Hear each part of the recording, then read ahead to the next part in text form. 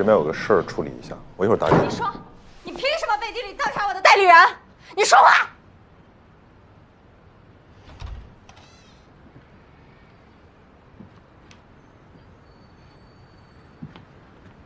菲菲，这件事情你听我跟你解释。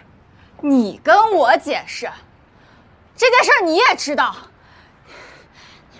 是我让秦律师去调查的，资料也是我给他的。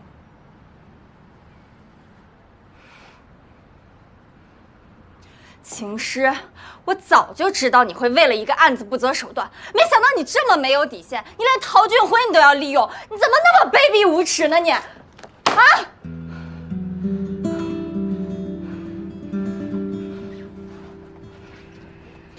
顾飞，这里是律所，不是你们家。你学的是律师，不是泼妇。律师是教你怎么样不带脏字骂人，不是让你动手。我利用陶俊辉怎么了？你问他乐不乐意被我利用？对，走。你别管我，秦师，你放开我！你说谁泼妇呢？他没有说你。事情不是你想的那样。我让你好好配合公关舆论，千万不要让那个秦师有插进手来的机会。你为什么不听？为什么背后调查吕拓然？冷静一点。曹俊辉，你别给我说什么乱七八糟的理论。你是控方律师，你代表的是东娜姐的利益。我当然知道我代表谁的利益，避免错误的策略，引发不可收拾的后果，一样也是为了代理人的利益。我们现在没有证据，急功近利只会出更大的问题。我怎么急功近利了？事情发生在客房内部，如果说瑶瑶有什么不正当的行为，我们没有任何证据。我们有第三方证人。你说那个段总？对啊。你知道他为什么和瑶发生冲突？为什么？他去了酒店，叫了客房服务。等服务员上去之后，他一丝不挂，毫无顾忌。这叫什么？这叫性骚扰。你傻了吧？这种流言蜚语、泼脏水的话，你也信啊？我是多方求证过的，这个段总的人品不止在天行，行业内的人人人皆知。他有这个癖好，他只要去酒店就会发生同样的事情。只有瑶瑶当面怼了他。如果你们把这种人的话当作证词，结果会是什么样的？我不管，现在已经第3天了。如果天航酒店再不给回应，我们直接起诉。起诉对我们不利，最好庭外和解。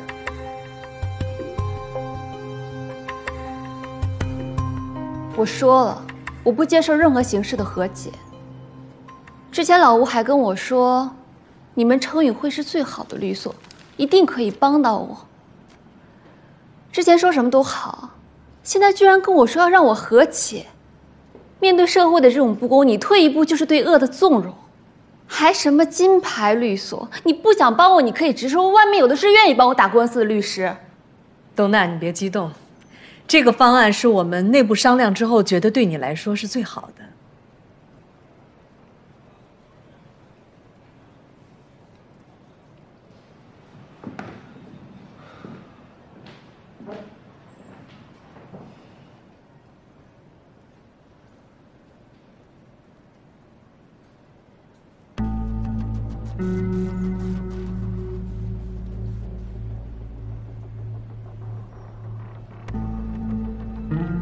你们还挺有本事的，几天的时间找到这种证据。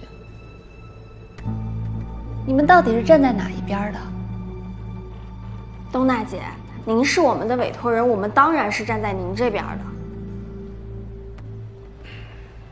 何女士，我们必须要准备好所有的攻防材料，不但要准备好我们的攻击材料，还要站在对方的角度把我们的防守漏洞堵上，这样才能确保万无一失，提高获胜的几率啊！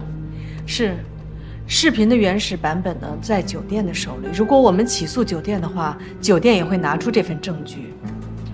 虽然说法院不会在乎这些，但是媒体会对这种反转情节很感兴趣。当然，你也不用担心了。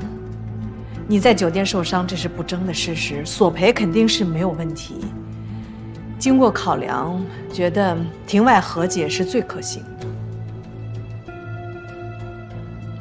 不和解，立刻起诉。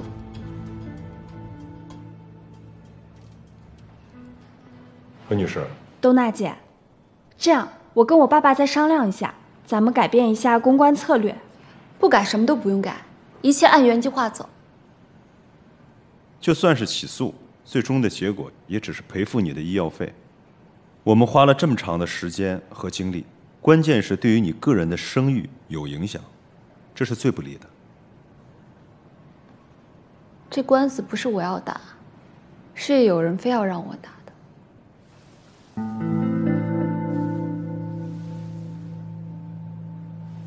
是天航酒店。哥哥，你跟那个王杰森说我干什么？妹妹，我怎么能是说你呢？我们是在说这个律所的这个律师的构成，以及针对人才流动一些举措。我就拿你举个例子嘛。你为什么要拿我举例子呢？那我不拿你举例，我拿谁举例呀？只有你是最好的例子呀，生动、鲜明、活泼，对不对？你都跟他说什么了？你放心，他怎么问我怎么说。哎呀，我告诉你，我这个人的思路是非常清爽的，对吧？你了解的。你的事情我一定讲好的说呀。啊，聪明有才华是吧？先生呢是商业精英，对吧？为了事业，两人宁可两地分居，但是彼此依旧忠诚。这个爱情事业双丰收，职业女性的优秀典范嘛，对不对？老乔，你这个人呢，千万不能被俘虏了。敌方都不用用刑，该说的不该说的，你肯定都说了。你看，你不能这么说我这个人的嘴是很紧的，对吧？这再说了，王总，我怎么能是敌军呢？友军。何东娜的案子咱们不一定代理呢，怎么就成友军了？为什么呀？人家只是派了一个人来做深度调查，从调查到投资中间隔着10万8千里呢。